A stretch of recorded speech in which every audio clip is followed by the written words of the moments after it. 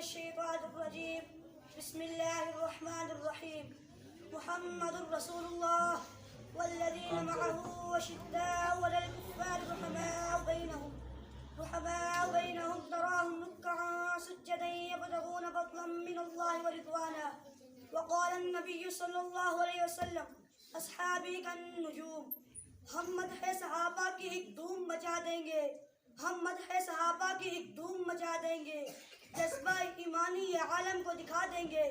اسلام کے گلشن کو سینچا ہے صحابہ نے، اسلام کے گلشن کو سینچا ہے صحابہ نے، ہم ان کی محبت میں جی جان لٹا دیں گے۔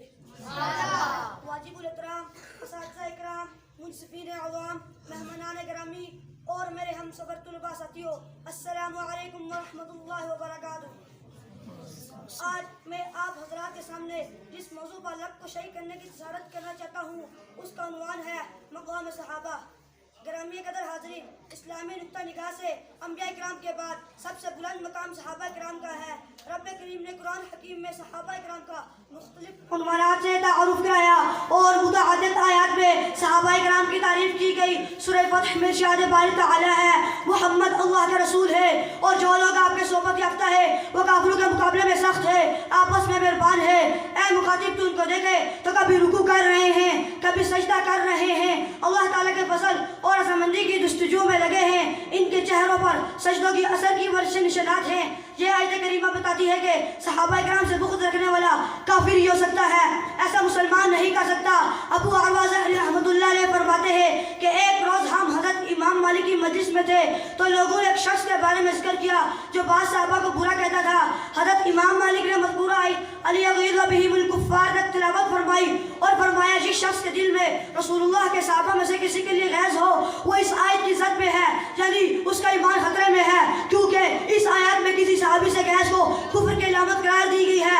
ارشاد باری تعالی ہے اور جو مہاجرین انصاری مانے ہیں وہ تم سب سے سابق اور مقدم ہے اور بقیہ امت کے جتنے لوگ بھی اخلاص کے ساتھ ان کے پیرو ہیں، اللہ ان سب سے راضی ہوا اور وہ سب اللہ سے راضی ہوئے۔ اللہ تعالیٰ نے ان کے لیے ایسے باغ مہیا کر رکھے ہیں جن کے نیچے نہریں جاری ہوں گی۔ سورۃ الفاتر میں ہے پھر وارث بنایا ہم نے کتاب کا ان لوگوں کو، پھر بعض تو ان میں اپنی جان پر ظلم کرنے والے ہیں، بعض تو ان میں مستمد درجے کے ہیں، بعض تو ان میں ایسے ہیں جو خدا کی توفیق سے اس کی نعمتوں میں ترقی کرتے چلے جا رہے ہیں۔ اللہ تعالیٰ نے اس آیات میں صحابہ کرام کو منتخب بندہ قرار فرمایا ہے۔ صحابہ کرام کے بارے میں اللہ تعالیٰ نے کہیں فرمایا لقد رضی اللہ عن المؤمنین، کہ تحقیق اللہ مومنین سے راضی ہو گیا۔ کہیں فرمایا اولئک هم الصادقون، کہ یہی لوگ سچے ہیں۔ کہیں فرمایا اولئک هم المفلحون، کہ یہی لوگ فلاح پانے والے ہیں۔ کہیں فرمایا ولکن اللہ حبب الیکم الایمان، اور اللہ تعالیٰ نے ایمان کو تمہارے لیے محبوب کر دیا۔ ارباب علم و دانش حضور اکرم صلی اللہ علیہ وسلم سے صحابہ کرام کے بارے میں پوچھے تو کبھی فرماتے ہیں بہترین زمانہ میرا ہے پھر ان لوگوں کا جو اس سے متصل ہے۔ کبھی فرماتے ہیں کہ میرے صحابہ کو برا نہ کہو، اگر تم میں سے کوئی شخص احد پہاڑ جتنا بھی سونا اللہ تعالیٰ کی راہ میں خرچ کر دے، صحابہ کرام کی ایک بدھ بلکہ آدھی بدھ کے برابر بھی نہیں ہو سکتا۔ کبھی فرماتے ہیں اللہ سے ڈرو، اللہ سے ڈرو، میرے صحابہ کے معاملے میں میرے بعد انہیں توہین اور تشریح کا نشانہ نہ بنانا، اور جو شخص ان سے محبت کرے گا میری وجہ سے محبت کرے گا، اور جو ان سے بغض رکھے گا میرے بغض کی وجہ سے بغض رکھے گا، اور جس نے انہیں عذاب چاہیے اس نے مجھے عذاب چاہیے، اور جس نے مجھے عذاب چاہیے اس نے اللہ تعالیٰ کو عذاب چاہنا چاہیے۔ ان قریب اللہ تعالیٰ اسے اپنے عذاب میں پکڑ لے گا۔ اپنے مقدس شاگردوں کے دشمنوں کے بارے میں فرماتے ہیں تم ایسے لوگوں کو دیکھو جو صحابہ کرام کو برا کہتے ہیں، انہیں کہو تم پر لعنت ہو اور تمہارے بدترین شخص پر۔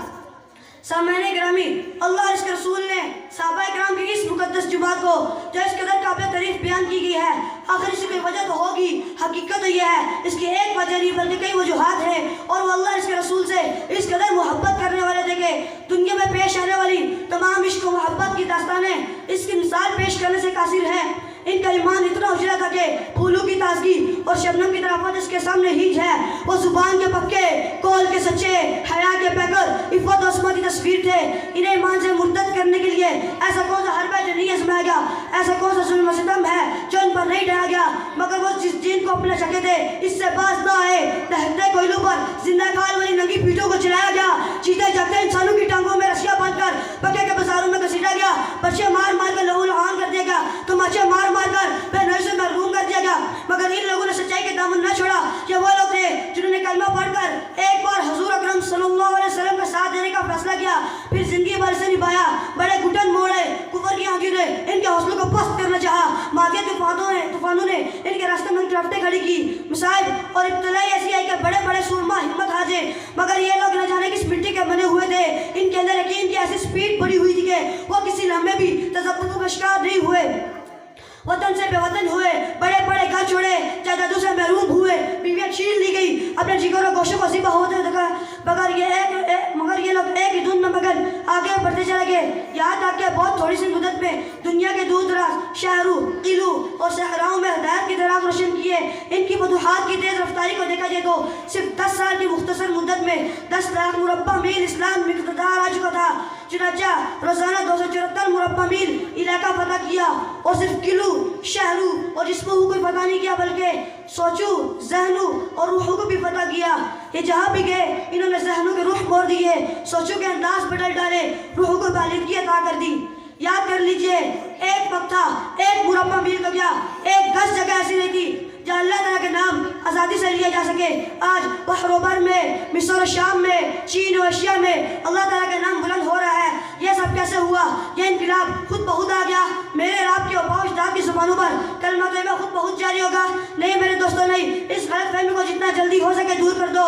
میرے رب تک دین کی امانت پہنچانے والے سید الکونین کی قربانیوں کا دخل ہے، رقیہ اور ام کلثوم کی طلاقوں کو دخل ہے، طائف میں بہنے والے مقدس خون کو دخل ہے، یائینہ، زریرہ، نہدیہ اور ام عبیس جیسی بے سہارا لونڈے کو دخل ہے، حباب بن عرف کی جلی ہوئی کمر کو دخل ہے، بدر و احد، خندق و حنین، موتا تبوک کے مجاہدین کی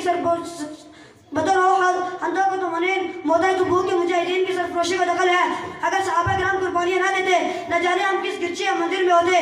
میں اس شخص کو سوسائٹی کا سب سے بڑا منکر حرام سمجھتا ہوں جو صحابہ کی عظمت کا، صحابہ کی شان کا، صحابہ کے مقام کا، صحابہ کی قربانیوں کا، صحابہ کی سرفروشیوں کا، صحابہ کے زہر و تقوی کا، صحابہ کے کردار کی پاکیزگی کا انکار کرتا ہے۔